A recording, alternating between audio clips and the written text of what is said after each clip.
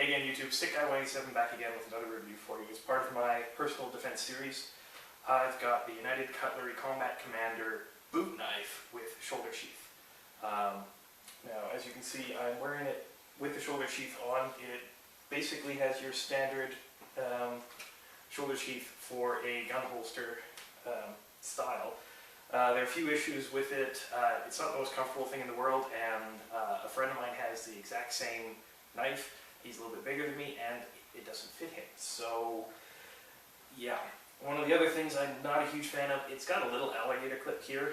I clip it onto the pants rather than the belt because the belt moves around so much. I don't want this shifting if I need to draw it. But the alligator clip can pop off just from the pressure of my belt on it. So, one of the issues. The knife itself, in its holster, once you actually undo the snaps, there's no knife retention, so it can fall out. That's one thing to be aware of if you are going to use this in a personal defense situation. For the actual knife, the total length is like 9.5 inches. The blade length is, I think, 5 1/4. The handles, it's injection molded Santoprene, they call it. It's a little rubbery, and they've got a relatively nice, aggressive grip to it. It does feel good in the hand. You know, it's got good feel, but how's the steel? Well, it's AUS 8 stainless, tactical black coated. One of the things I didn't like was the cross guard is actually just a hard plastic, so it gets kind of cold up here in Canada, and there is a chance for this to break, knocking it against something harder. The knife itself, it's decent balanced, I mean even across the blade. It's got a lanyard hole, but given how big my hand is, it actually covers up the lanyard hole, so I find it kind of useless. Plus, to me, this is more of a combat self-defense knife, so why would you really need a lanyard hole for it? I'm not saying don't put that on your self-defense knives, I'm just saying for me it doesn't really work. The knife itself doesn't come really sharp, but after a little bit of sharpening, you can get it to cut paper. It's really all about the point. Just like with a lot of the other daggers you've seen, it's all about the point. The point is really rather wicked. It's great for penetration. You know, it'll go through flesh. Actually, that billiards don't do that. It'll go through flesh just fine. All told, I think this cost me about $20-something.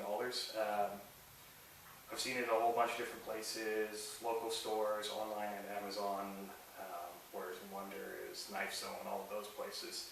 I'll try and put a link below. It's not a bad little knife. I mean, you could wear it as part of your uniform, open like this, if you need to. A jacket will cover it up. So if you've got a concealed carry law in your area, that's one thing to be aware of. Is this a concealed carry if it's underneath your jacket? Probably.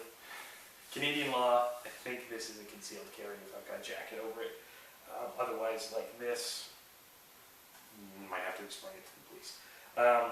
The holster itself actually does adjust both height-wise this way by loosening these and tightening this up, as well as up and down a little bit here. I prefer a mid-body carry so that hands crossed, I just go up.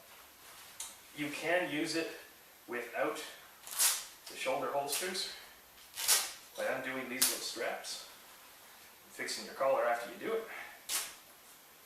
because it does come with a bit of a belt loop there.